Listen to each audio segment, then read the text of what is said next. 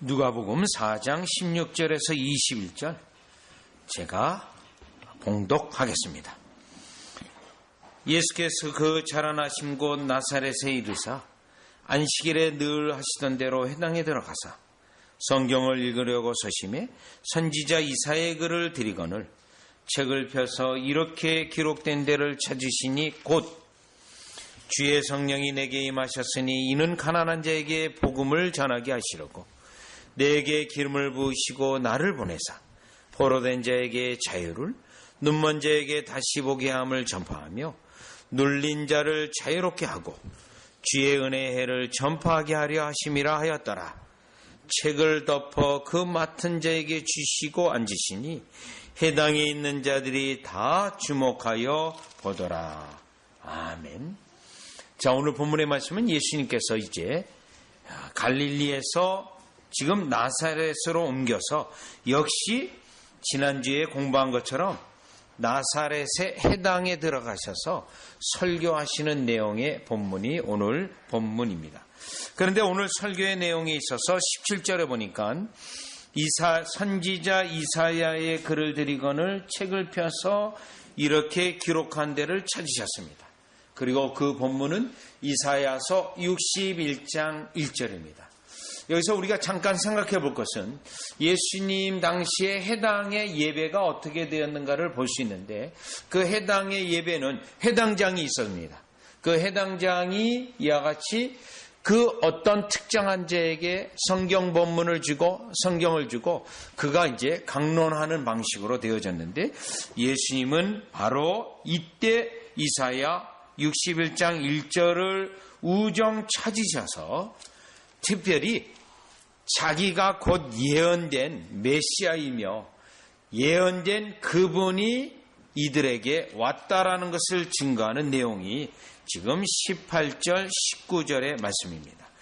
자, 그렇다면 오늘 이사야서 61장 1절을 예수님이 인용하면서 그 예언된 자가 바로 나다라고 말했는데 사실 이 예언된 자의 1차적인 적용은 여기에 18절 가보시면 주의 성령이 내게 임하셨으니 이는 가난한 자에게 복음을 전하게 하시려고 내게 기름을 부으시고 여기 네게라고 되어 있는데 이 네게라는 사람은 일단은 먼저는 고레스 왕에게 해당이 되어집니다. 이 고레스 왕은 페르시아 왕인데 이스라엘 백성이 바벨론 포로로 끌려갔을 때 하나님이 이 고레스를 통하여 이스라엘 백성을 바벨론에서 포로에서 건져내는 일을 하도록 고레스를 이미 예언한 바 있습니다. 그래서 1차적인 예언의 내용은 고레스이지만 궁극적인 이 예언의 내용은 예수님에게 해당이 되어집니다. 그래서 예수님이 지금 18절에 이 예언된 자가 바로 자기 자신인데 그러면 왜 자기 자신이 예언된 메시아이냐면 18절에 보시면 주의 성령이 내게 임하셨으니 요겁니다. 주의 성령이 내게 임하였다라는 건데 그러면 여러분 누가복음 3장 22절로 가보시면 누가복음 3장 22절에 보면 성령이 비둘기 같은 형체로 그의 위에 강림하시더니 하늘로부터 소리가 나기를 너는 내 사랑하는 아들이라 내가 너를 기뻐하노라 하시니라. 여러분 이 본문의 요 말씀이 결국은 예수님이 지금 성령이 임하게 되어져서 사역을 하게 되어졌는데 지금 나에게 성령이 임한 증거가 이사야서 61장 1절에 예언된 자가 바로 자기 자신이라는 겁니다. 그러면 여러분 61장 1절이 인용된 이 부분에서 세부 3위가 우리가 생각날 수 있습니다. 자, 성령을 주신 이가 누구죠? 아버지십니다. 성령을 누구에게 주셨나요? 아들에게 주셨습니다. 그러면 아버지, 아들, 성령의 역사로 그 아들이 특별히 메시아로서 복음 사역을 할 것을 61장 1절에 말씀하였고 그 예언된 말씀이 지금 예수님에게 해당되기 때문에 19절이요. 주의 은혜의 해를 전파하게 하려 하심이라. 주의 은혜의 해가 임하게 되었고 바벨론 포로에서 풀려나게 하는 고레스가 그들을 풀려줬던 것처럼 이제는 주의 은혜의 해가 선포되어지고 구원의 역사가 시작되었다라는 것을 예수님이 여기에서 설명하고 있는 겁니다. 그러면 이 메시아로 오신 이 예수님을 통하여 정녕 그 은혜를 받는 자는 누구인가? 누가 예수님을 영접하게 되며 누가 예수님을 믿게 되며 그것을 통하여 예수님으로 말미암아 은혜를 누리는 자는 과연 누구인가? 여러분 16절이 18절이 이것을 분명히 하고 있습니다. 여러분 오늘날 교회에서 많은 사람들이 예수님을 믿는다고 합니다. 예수님을 구주로 고백을 합니다. 그러나 정작 그 속에 진정으로 예수님을 구주로 영접하고 믿는 자는 많지 않음을 보게 됩니다. 예수님도 그 당시에 그렇게 말씀하셨고 사도 바울도 그것을 로마서 11장에 말했습니다. 그래서 남은 자라는 개념이 있고 남은 자라는 단어를 썼습니다. 그렇다면 요 18절을 통해서 오늘 우리가 깨달을 수 있는 것은 진정 예수님을 메시아로 진정 예수님을 구주로 믿는 자는 누가 예수님을 구주로 믿는가라는 것을 알아볼 수 있는데 세 가지로 우리가 찾아볼 수 있습니다. 18절로 가보시면 첫째로 예수님을 믿는 자는 다 아무나 예수님을 믿는 것은 아닙니다. 누구나 다 예수님을 믿으라고 해서 다 영접하는 것도 아닙니다. 그러면 이와 같이 예수님을 영접하고 믿는 자는 이미 전제가 있습니다. 18절이요. 이는 가난한 자에게 복음을 전하게 하시려고 요겁니다. 예수님을 정작 영접하는 자는 심령이 가난한 자, 특별히 이 부분이 이사야서 61장 1절로 보면 사실은 애통하는 자도 이 단어 속에 있습니다. 그런데 여기에는 없어요. 그래서 원래 원문을 보면 이사야서 61장 1절을 보면 가난하고 애통하는 자입니다. 그러면 여러분 심령이 가난하고 애통하다는 것은 예수님께서 산상보훈에서 말씀하신 팔복 가운데 앞부분에 해당되는 부분입니다. 따라서 예수님을 구주로 영접하기 위해서는 반드시 가난하고 심령이 애통하는 자가 예수님을 믿고 영접하고 믿고 받아들인다는 겁니다. 그러면 예수님이 말씀하셨을 때 예수님 당시에 서기관들은 어땠습니까? 대제사장들, 제사장들은 어땠습니까? 그들은 성경을 잘 알고 있었습니다. 특별히 또 마태복음 2장에 보면 동방박사가 예루살렘을 왔을 때 그때 서기관들이 모여서 메시아가 이와 같이 태어날 것을 그들이 분명히 알았습니다. 그럼에도 불구하고 그들은 예수님을 찾으러 왔다거나 예수님을 찾기 위해서 그들이 왔다라는 기록은 없습니다. 오히려 헤롯 왕은 예수님을 죽이려고 했습니다. 그들은 복음을 받을 준비도 되지 아니하고 예수님을 믿고자 하는 심령도 전혀 없었던 겁니다.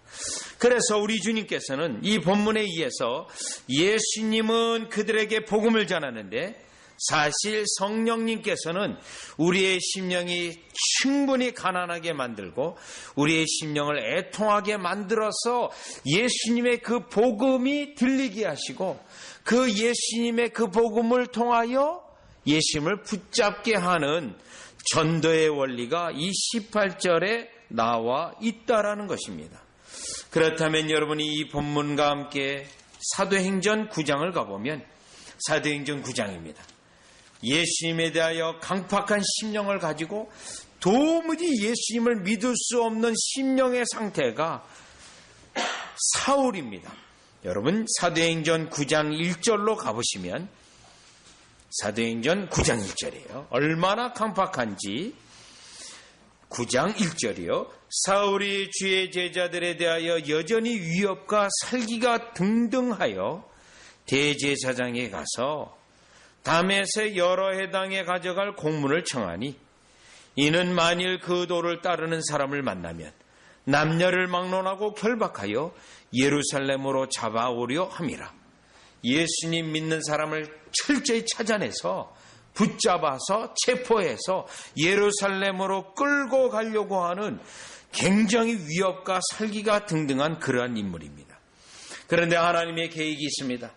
이 사울을 사용해서 복음 전도자로, 사도로 하나님의 계획이 있습니다. 결국은요, 어떻게 이 심령을 가난하게 만들고 애통하는 심령으로 만드냐면 결국 4절입니다. 4절에 땅에 엎드러져 들으며 소리가 있어 이르되 사울아 사울아 내가 어찌하여 나를 핍박하느냐 하시거늘. 결국 사울을 향해서 직접 나타나셨고 결국 이로 인하여 사울은 눈이 멀고 쓰러지게 됩니다. 8절로 보면 사울이 땅에서 일어나 눈은 떴으나 아무것도 보지 못하고 사람의 손에 끌려 다메섹으로 들어가서 결국 눈이 멀게 됩니다. 그리고 그는 살기가 등등했고 사실 그는 자기가 자랑할 만한 것이 너무 많았습니다. 가마리엘 문화의 최고의 학자였고 그는 로마 시민이었고 유대인 가운데 가문이 최고의 가문이었습니다. 그랬던 그가 무서울 것이 없었던 그가 그만 예수님이 그에게 직접 나타나서 예수님의 영광스러운 그 임재로 인하여 눈이 멀고 아무것도 할 수 없는 그러한 상태가 됩니다. 그래서 9절에 보니까 사흘 동안 보지 못하고 먹지도 마시지도 아니하니라 이겁니다. 그 심령이 철저히 낮아지기 시작합니다. 그 심령이 낮아지는 것은 무엇이죠? 11절로 가보면 주께서 이르시되 일어나 치가라 하는 거리로 가서 유다의 집에 5 사울이라 하는 사람을 찾으라.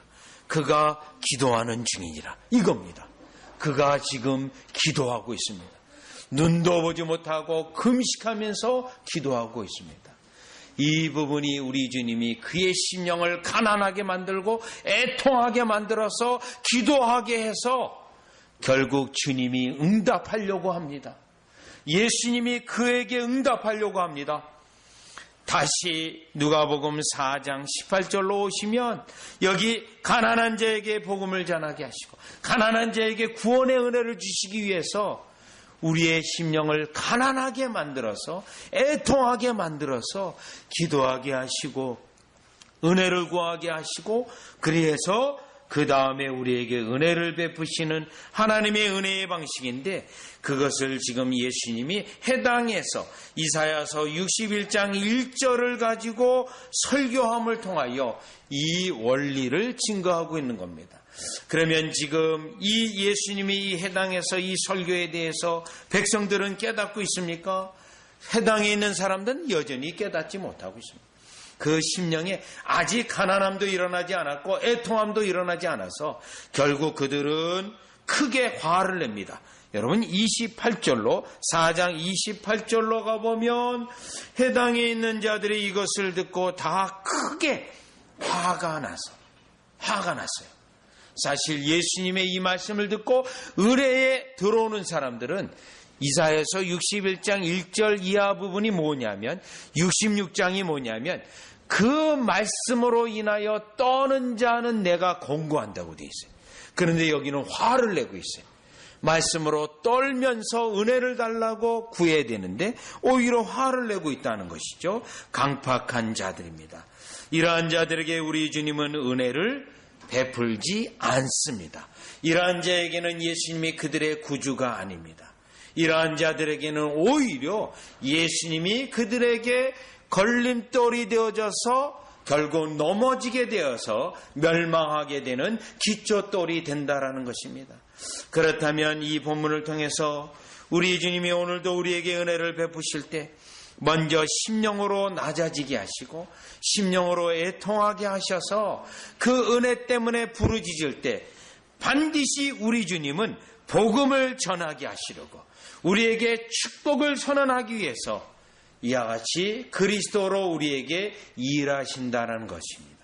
따라서 오늘도 우리가 교만한 심령이 일어나지 않도록 우리 자신을 돌보고 심령을 낮추어서 주님이 여전히 우리에게 복에 복을 더하시고 은혜를 주시는 그리스도로 역사하는 여러분이 되어지기를 주 예수 그리스도의 이름으로 축원합니다. 자, 그러면 다시 누가복음 4장 18절에 과연 누구에게 그리스도가 되는가? 누가 그리스도를 필요로 하는가?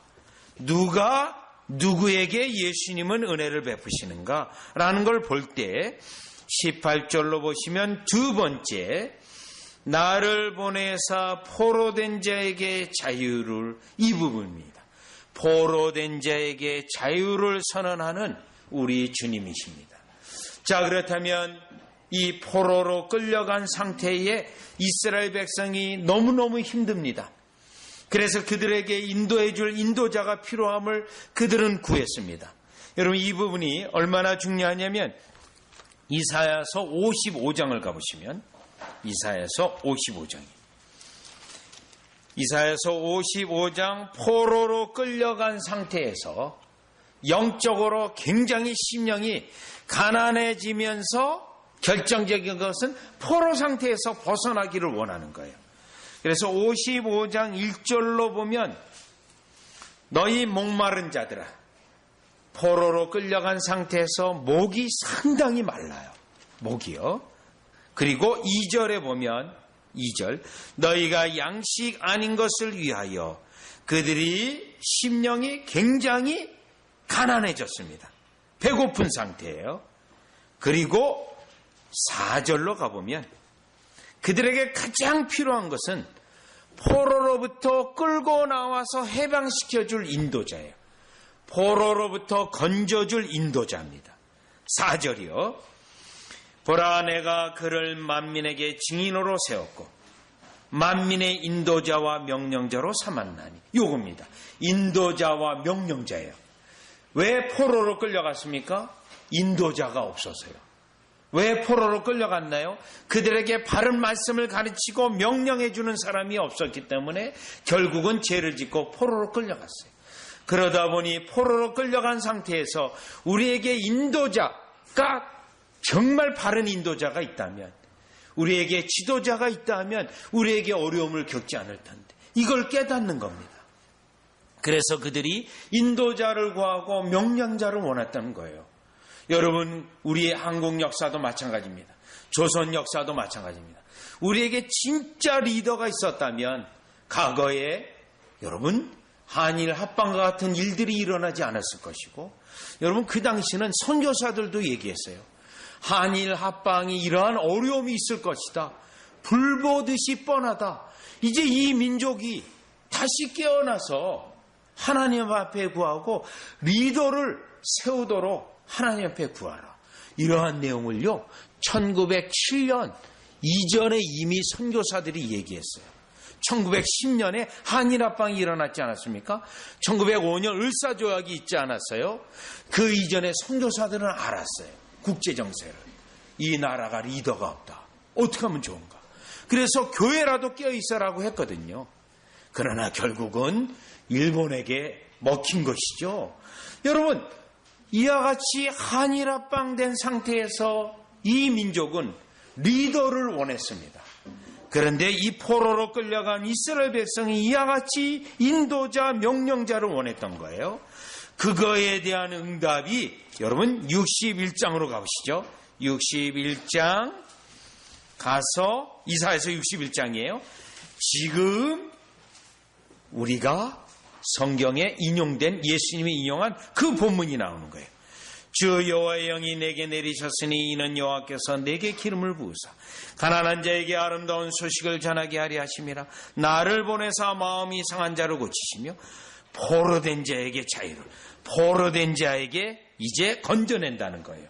그리고 2절에 여호와의 은혜의 해와 우리 하나님의 보복의 날을 선포하여 포로로 끌려갔던 그들을 보복하시고 건져내실 내용이 누가복음 지금 4장 18절에 있는 겁니다.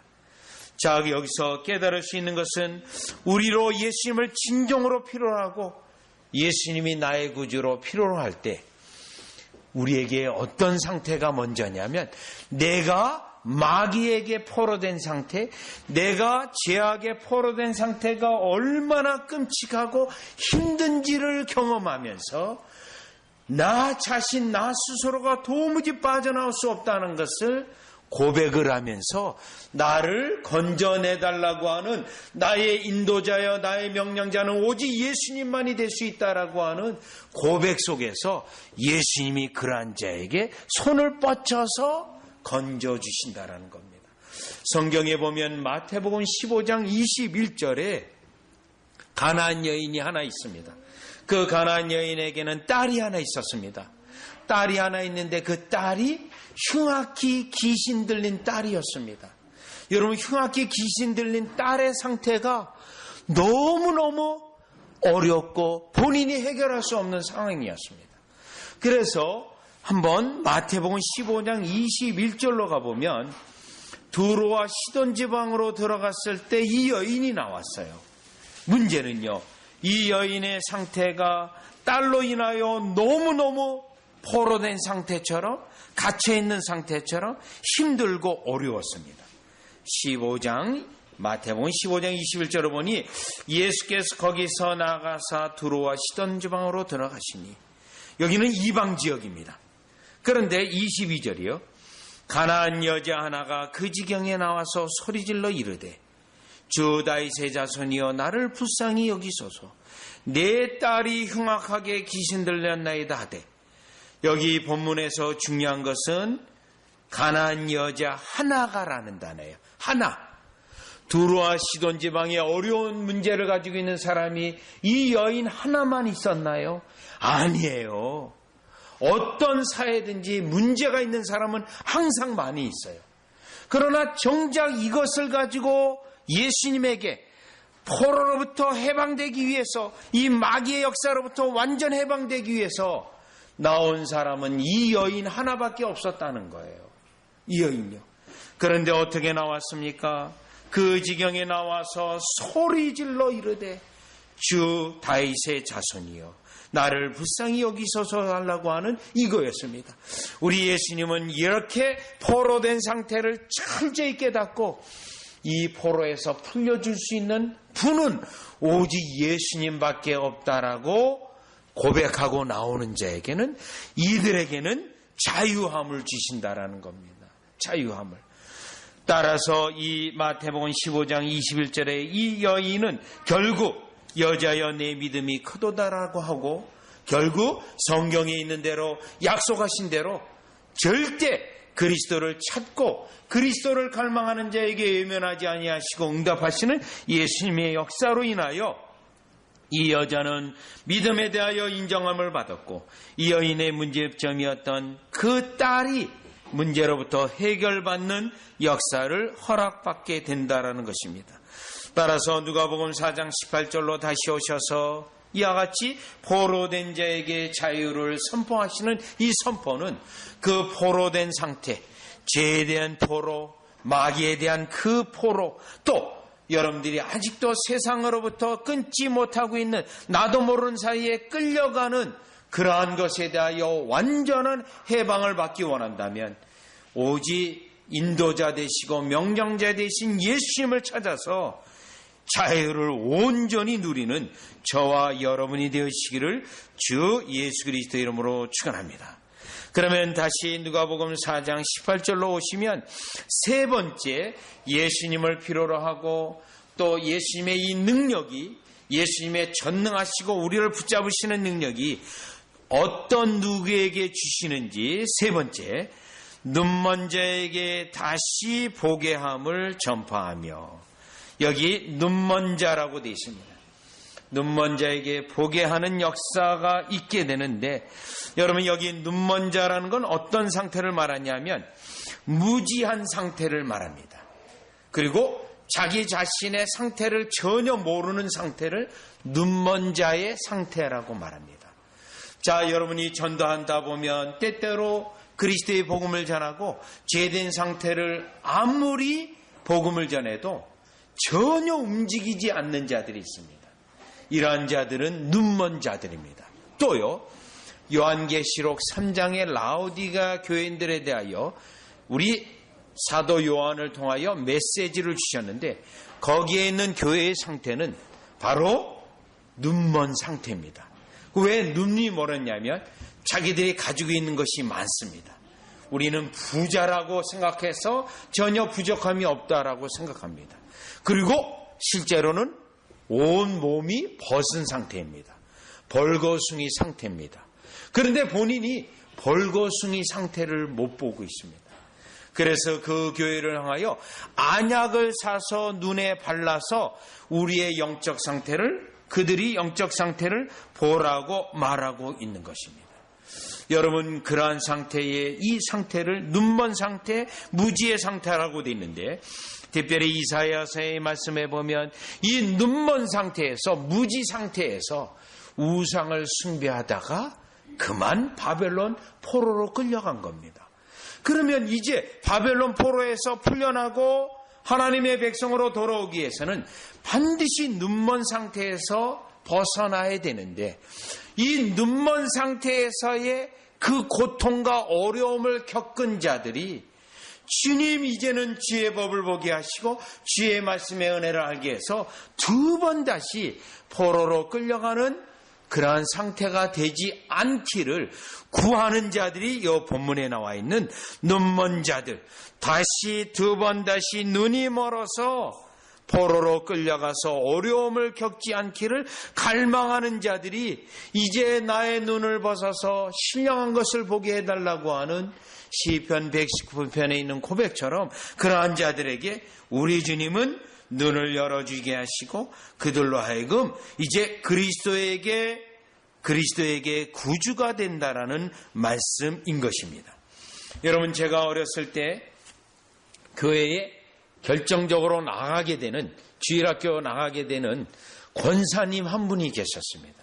그분의 권면으로 교회에 나가게 되었는데, 보강동에서 보강교회를 나가게 되는 결정적인 권사님이 한 분이 있었는데, 그 권사님은 대대로 이와 같이 미신의 집안이었습니다. 그런데 이 미신의 집안이었는데요, 결국 자기 아들이 월남전에 나가서 죽었어요. 그리고 나서 그 다음에 아들이 여럿이 있었는데 큰 질병이 걸렸습니다. 그 질병이 걸렸을 때 용하다는 무당 구술, 어마어마한 경비를 들여서 했습니다. 구술하고 온갖 방법을 해서. 그런데 그 아들마저도 죽었어요. 그러면서 그 마음에 드는 심령은 이 모든 것이 아무것도 아닌 쓸데없는다라는 생각이 들었어요. 그러면서 그렇다면 내가 진리를 알아야 되지 않겠는가 하는 그 어머니의 각성이 일어나서 결국 교회를 나가게 되었고, 그러고 나서 결국 하나님을 경험하게 되어지고, 그 하나님을 경험한 그분이 전혀 아무것도 모르는 저에게 와서, 어렸을 때죠, 그때 교회 나가자고 매번 와서 자신의 아들과 함께 와서 저보고 교회 나가자고 해서 제가 교회의 첫 번째 발걸음을 옮기게 되었던 것입니다. 저는 그분을 생각합니다. 이 미신 가운데, 영적 무지의 가운데 있을 때 쓸데없는 것을 추구하다가 진리를 알게 되어져서 그것이 아무것도 아니라는 걸 알게 되어서 진리의 빛 가운데 나가게 되었는데, 그때 눈먼 자에게 보게 함을 통하여 그로 하여금 이제 생명의 은혜를 주시는 것을 우리는 깨닫게 됩니다. 물론 이 본문은 예수님의 사역 가운데 맹인을 가르치는 사역, 맹인의 눈을 뜨게 하는 사역이 있습니다. 마태복음 9장에 보면 두 소경이 눈을 뜨게 되는데, 이 두 소경이 예수님을 끝까지 쫓아가서 결국 예수님의 은혜로 인하여 눈을 뜨게 되는데, 이 본문을 보면서 오늘도 우리가 예수님을 필요로 합니다. 예수님의 은혜로 인하여 하나님의 말씀의 법이 보이고 예수님의 이 눈의 영적 각성을 통하여 여러분, 우리가 오류에 빠지지 않고 우리가 잘못을 행하지 아니하고 오히려 이 눈먼 자에게 눈을 뜨게 해서 우리 주님이 우리에게 예비하신, 마련해 놓으신 모든 영적인 복을, 은혜를 저와 여러분이 누리시기를 주 예수 그리스도 이름으로 축원합니다. 때로는 우리의 눈이 떠여지지 않아서 그 은혜에 하나님이 예비한 걸 보지 못해서 못 보는 경우가 많이 있습니다. 그래서 우리는 이 마태복음 13장에 있는 것처럼 우리 주님이 나를 위해 예비해 둔 곳, 창고에 물건을 가득 쌓게 둔 곳, 그거를 직접 눈으로 보게 해서 그것을 가져다 쓰는 분이 여러분이 되어야 되는데, 마태복음 13장으로 가보시면 이때 이러한 은혜를 무엇으로 표현하고 있냐면 13장 51절 52절입니다. 51절 52절입니다. 예수님이 우리에게 왜 필요한가? 눈을 열어서 이 은혜를 보게 해서 구하게 해서 우리 것이 만들게 해야 되는 건데, 13장 51절 이 모든 것을 깨달았느냐 하시니 대답하되 그러하오이다. 왜 예수님이 깨닫느냐? 이 물었죠. 이제 영적인 눈이 열리고 보이느냐예요. 보이느냐. 그러면 52절 예수께서 이르시되 그러므로 천국의 제자된 서기관마다, 천국의 제자인데 그냥 제자가 아니라 서기관이에요. 서기관. 말씀에 눈이 보이는 자들, 마치 새 것과 옛 것을 그 곳간에서 내오는 집주인과 같으니라. 또 집주인이에요. 여러분, 제자라고 돼 있고 서기관이라고 돼 있고 집주인이에요. 그럼 여기서 왜 집주인인가요? 마음껏 자기 것이기 때문에 마음껏 가져다 쓰는 자예요. 누가요? 영적으로 눈이 열린 자. 영적으로 눈이 열려서 그리스도가 예비해 놓은 것을 다 보이는 자들이에요. 그러한 자들은 그리스도가 필요로 한 거예요. 그리고 그리스도는 눈을 열어서 은혜를 보게 해서 우리 것으로 가져다 쓰는 거예요. 그런데 그 역사가 누가복음 4장 18절에 눈먼 자에게 다시 보게 함을 전파해서 우리의 눈을 열어서 구원의 은혜도 보게 하시고 신령한 은혜도 보게 하시고 하나님의 뜻도 분명히 알아서 우리가 넘어지고 시험에 드는 게 아니라 항상 하나님의 뜻 가운데 있어서 예비하고 마련해 놓으신 은혜를 항상 누리는 천국의 제자된 서기관 집주인으로 쓰임받는 여러분이 되어지시기를 주 예수 그리스도 이름으로 축원합니다. 그래서 이 세 가지 은혜 때문에 여러분 19절 가보시죠. 결론이 있어요.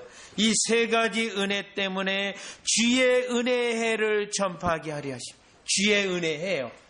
그러면 이 주의 은혜의 해가 여러분에게 주의 은혜의 해가 되는 거예요. 2020년도는 나에게 특별히 주의 은혜의 해다.